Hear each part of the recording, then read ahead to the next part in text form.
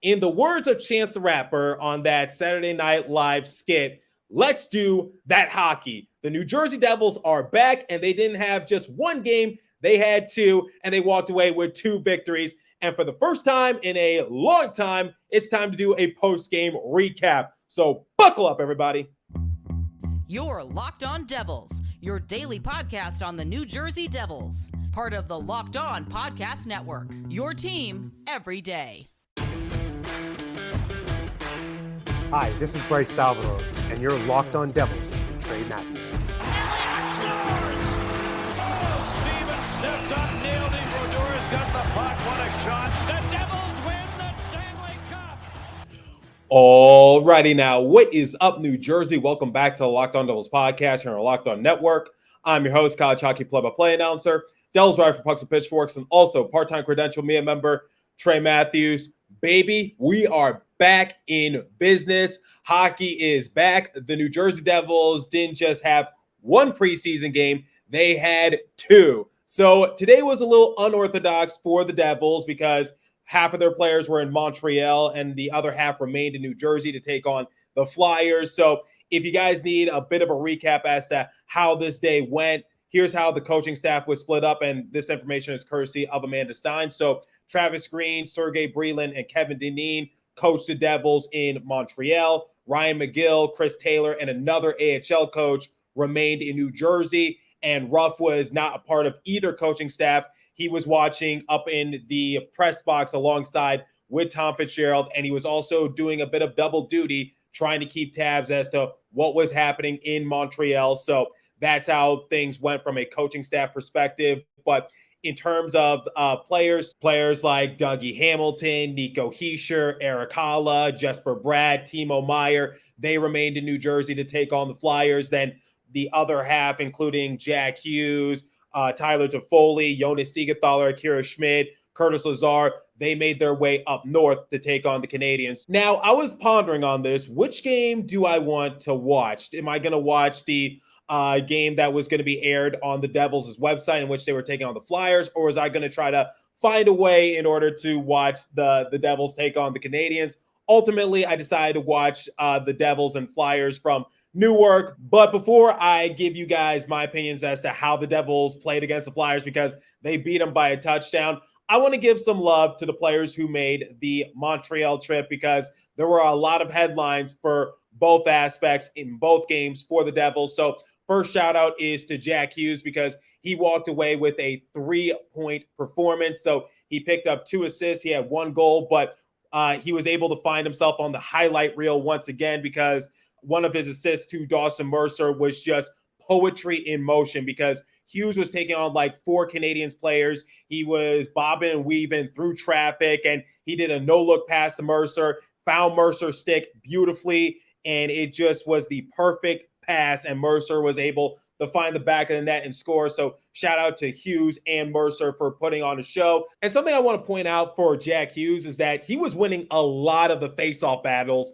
and that was actually one of his very minuscule weaknesses last year. That's why Eric Haula was on his line, so Haula could do the face-offs, so Hughes didn't have to. But Amanda Stein, Bill Spaulding, they were putting it out there that that Hughes was winning a lot of the face-off battles. So kudos to Jack in that case. Shimon the Mets, he's fighting for a roster spot, and he was able to score in this game. However, as one of my followers on the X app pointed out, there's kind of an asterisk next to it, because it wasn't so much of a goal from Nemec. It was more of a huge blunder from the Canadiens goalie, which was Sam Montembeault, because it was a dump attempt by Nemec, and Montembeault just fumbled the puck and it found the back of the net. So ultimately, Nemec did get his first unofficial goal as a New Jersey Devil. And as we know, he was making headlines the last week or so, because you had some people on social media saying that Nemec didn't really impress them during the Prospects Challenge, despite those people not really watching the game. But I'm glad Nemec was able to score, albeit maybe it was very unintentional, but nonetheless, he found his name in the scorebook. And then I need to give an update regarding Keith Kincaid. Don't know what the injury circumstance is, but Akira Schmid was the initial starter against the Canadiens. Then Kincaid came in relief, and then unfortunately Kincaid did go down with an injury. He was surrounded by trainers. The good news was he was able to continue for a little bit, but he had to come out. Then Akira Schmid had to re-enter in the game. So don't have an update about Kincaid, but the fact that he was able to continue at first, I think that's a good sign. All right, now moving on from Montreal back to New Jersey. Let's talk about this game against the Philadelphia Flyers because, like I said moments ago, the Devils beat the Flyers by a touchdown. So to close out this segment, I'm going to tell you guys my initial thoughts from the game, how the Devils played, what I noticed. Then in the second segment, I will tell you guys my personal 3 stars in the game. And then in the third and final segment, like I do with every post-game recap, I will give the Devils some sort of final evaluation. And it's going to be a little bit different compared to what I've done in the past because it is preseason and usually you want to take these games with a grain of salt. But some players, like I mentioned, Shimon Nemets, they are fighting for a roster position. So these games mean a lot to them, even though it's not really going to count in the grand scheme of things. So once again, players are competing for their careers. Some players are just trying to earn those final few roster spots, but we'll talk about that a little later. Let's talk about how the Devils played against the Flyers. So it was very evident that the Devils played with a purpose because within the first 6 or so minutes, the Devils already had like 4 goals and the Flyers only had 1 shot on Vitek Vanacek because the Devils, it was just an absolute barn burner because it was just goal after goal after goal. And I think the big thing that stood out for me was that the Devils were playing very physical. Like they were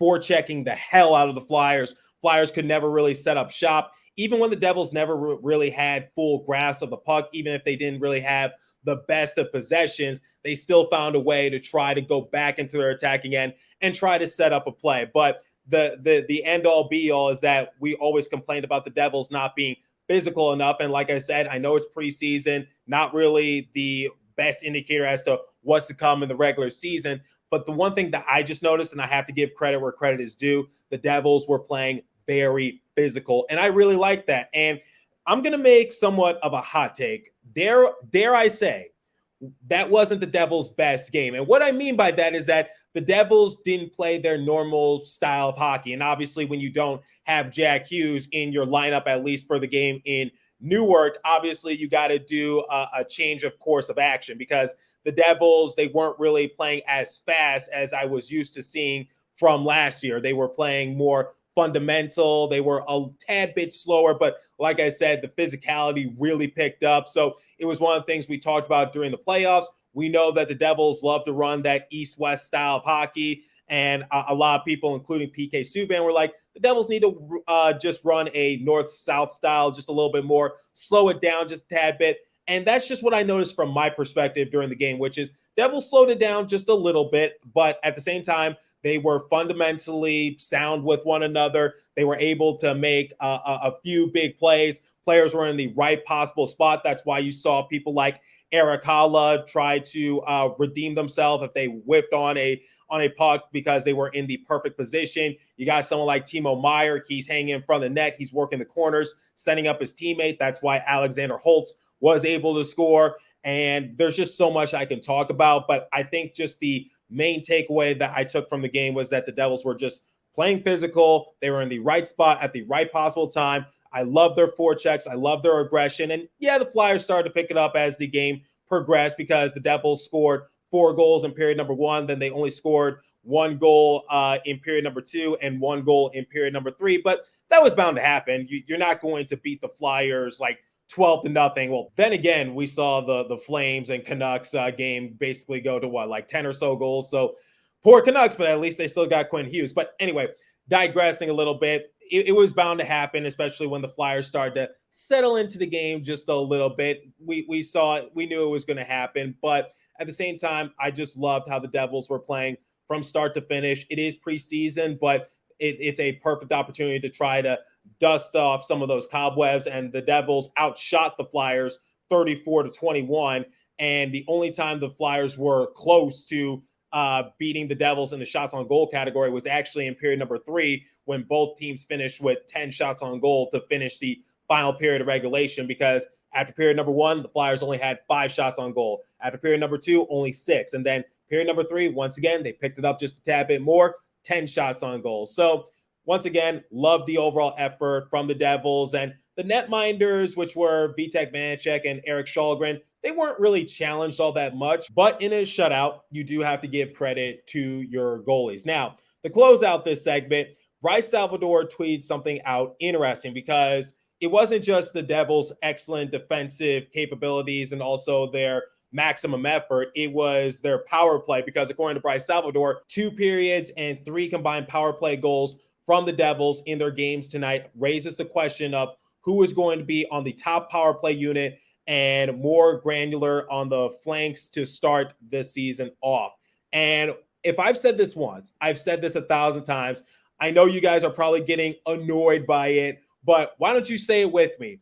This Devils team, come on, you can finish the rest, is too talented to be a mediocre power play team. Bill Spalding also backed up Salvador's thoughts on social media and said, feels like you could really have a 1 and a 1A type situation with 2 incredibly deep units. Good problem for the Devils staff to have. So once again, I was really impressed with not only the Devils' effort, but similar to what Bryce alluded to, the man advantage for the Devils. And this is a good first step. This is a good first direction in order to have a successful season because I expect big things for the Devils on the power play. And if this game was any indicator, I think they're going to have a successful season in special teams. So once again, valiant effort for the Devils against the Flyers in both games, actually, against the Flyers and the Canadiens. So really proud that the Devils organization was able to walk away with 2 wins to start off preseason.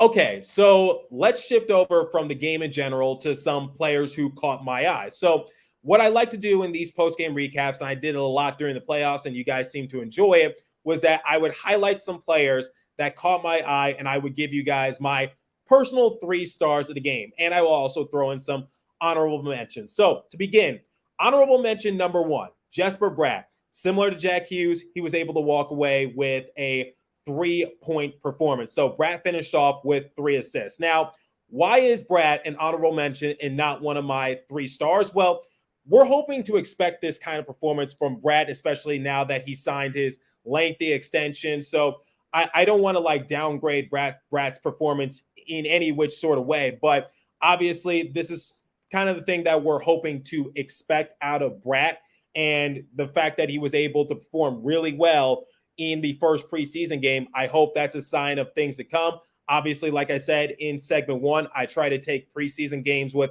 a grain of salt, but the one thing I noticed from Bratt, especially on that first goal that Andre Palat was able to score on, I just saw Bratt setting up his teammates nicely and pinpointing his passes beautifully. Now, honorable mention number 2, Timo Meier. Something that I alluded to in the first segment was that Meier was hanging in front of the net. He was working the corners, so he was able to set up Alexander Holtz on a beautiful dime because Holtz was able to score in this game, and we'll talk about his performance momentarily. But that goal from Holtz does not happen without the efforts from Meier in the corner. So Meier just being a bully, and once again, he was able to score himself in period number 2 on a power play. So Nico Hischier, he collapses the defense. People forgot about Meier. He's in front of net. Hischier sees that. He passes over to Meier. Meier's able to find the back of the net and score once more. So those are my honorable mentions, Jesper Bratt and Timo Meier. Now, my 3rd star of the game is Alexander Holtz. Now, similar to what I just said moments ago, I was really impressed with Holtz's scoring ability, and he's been a big talking point on my show as of late because the one thing I've just been talking about Holtz is I'm glad that he's taking strides in his overall development, but I want to see it translate into some real in-game action. And obviously, preseason is not the same as regular season. And the thing about Holtz is that Prospects Challenge, training camp, preseason has never been his issue. His issue is when the games actually count for real. That's his big struggle. But he's taking steps in the right direction, and I'm glad that he was able to start off preseason on a high note. Once again, Meier was able to help him out, and Holtz was able to score and be a little relentless in front of the net. In fact, that was one of the things that people were praising about Holtz last year during preseason, which was his ability to just shoot and his relentlessness in terms of shooting. So I'm glad that Holtz was able to score. My opinion still has not changed. I need to see it in the regular season when things count for real. But once again, he's heading in the right direction. And I'm glad that the coaching staff, the Devils media, his teammates are acknowledging that Holtz is improving in more ways than one. Okay, second star of the game. And this is actually going to be a talking point in a very future episode. Andre Palat. Palat was able to walk away with a goal. In fact, he scored the first goal of the game. It was a 2-on-1. Bratt set him up nicely. Palat went back door, and thus the Devils go off to a 1-0 lead, and was a snowball effect from there. So similar to Holtz, it's just like the meaning of the goal. It was the meaning of the moment for Palat. So Palat really needs to get off to a good start, and something that a lot of the Devils media has been talking about is that Palat performed really well during training camp. So I'm expecting a bit of a bounce back year from Andre Palat, and similar to some players on the roster, he was sort of the victim of the Devils' success because I'm sure he was expecting to have somewhat of a bigger role, be a top 6 caliber player, because when you think of those Tampa Bay Lightning championship teams, usually you forget about Andre Palat and his contributions. So coming to the Devils, I'm sure he was hoping to be one of the go-to guys, but then he gets injured. He's out for a significant amount of time due to him having groin surgery. And he was sort of an afterthought because he wasn't a part of the 13-game win streak. But I need him to be a solid middle forward type player. And once again, that goal is a huge signal for things to come, similar to Alexander Holtz. So that is why Palat is my second star of the game, just because of the meaning of his goal. And now my first star is Mr. Erik Haula, Mr. Vin Diesel himself, because he says this Devils team is like his family. He was able to score. He was able to get an assist, and he was one of the reasons why the Devils were off and running. So Haula is going to be a huge X factor on this team for the Devils. I need him to be a solid middle forward, similar to Andre Palat. Doesn't matter if Haula's on the same line as Jack Hughes or if he's on the bottom 6, wherever the case might be. Haula's contributions are going to be felt. And he said the one thing he would change from his season last year is that he wanted to get off to a better start, and so that way his scoring can go up just a tad bit more.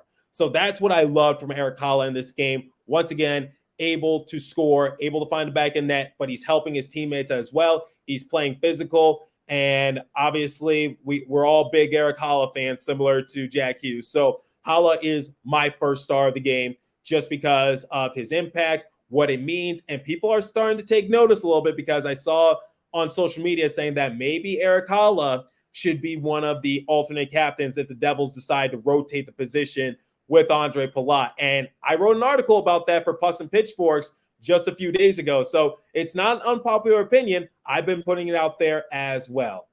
Okay, so we're going to close out this episode momentarily with a letter grade for the Devils. But before we continue, I want you guys to make some extra cash.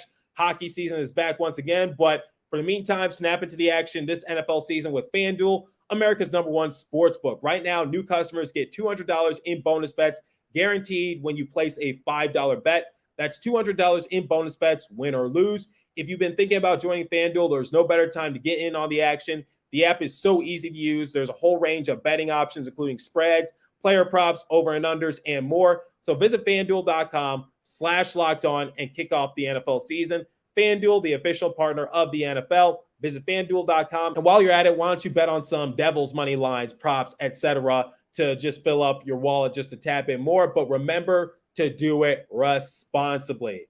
And now, let me tell you guys about Jase Medical. So the Jase Case provides 5 life-saving antibiotics for emergency use. All it takes to get a Jase Case is to fill out a simple online form, and in some cases, jump on a quick call with one of our board-certified physicians. Get ongoing care from our physicians on any treatment-related questions. Doctor created, doctor recommended. So here's the thing about Jase Case. You go online, you fill out the form, and then you get a prescription, life-saving medications right to your door. The Jase Case gives you a peace of mind, so that way you're not just hoping that you have access to medication in case of an emergency. Jase Medical makes sure that you have the medication in hand. So get $20 off on these life-saving antibiotics today from Jase Case by using the code LOCKEDON at checkout on jasemedical.com. That's JASE Medical, Okay, so usually on post-game recaps, I like to give the Devils a letter grade, but the thing is that it's preseason. These games aren't perfect, and albeit the Devils once again walked away with a 4-2 victory against the Canadiens, and they beat the Flyers by a touchdown. So obviously, it's a little bit different this time around. Nothing's going to be perfect. You can't really read too far into preseason, similar to what Matt Loughlin said on air alongside with Sam Kassan.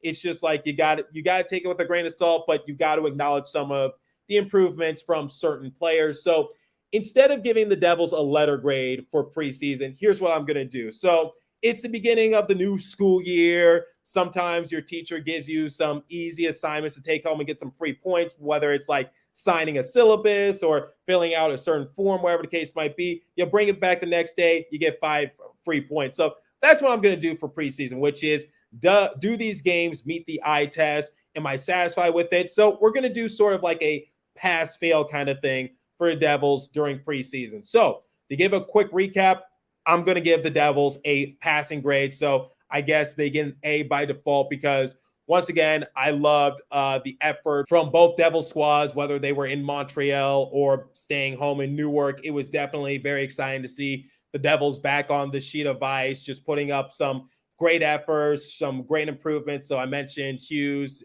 able to make the highlight reel. He's doing well in the faceoff department, which was one thing that I'm sure he wanted to work on in terms of just being a little more physical and a hard-nosed kind of player.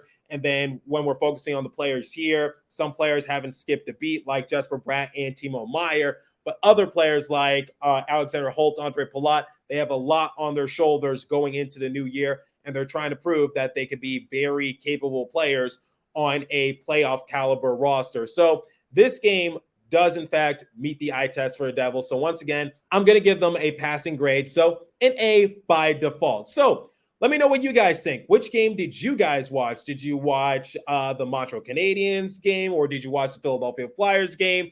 And what were some of your main takeaways? I think it was a good effort from both respective teams. Curious to hear your guys' thoughts. So leave a comment down below if you're watching on YouTube. If you're listening on podcast streaming service, hit me up on my personal X page app at TreyMatt4, and also follow the show's X page at Locked On Devils. As for today's episode, that's all the time I have for you. So continue to stay safe. Have a wonderful day, New Jersey. Go Devils. I'll catch you guys in the next episode.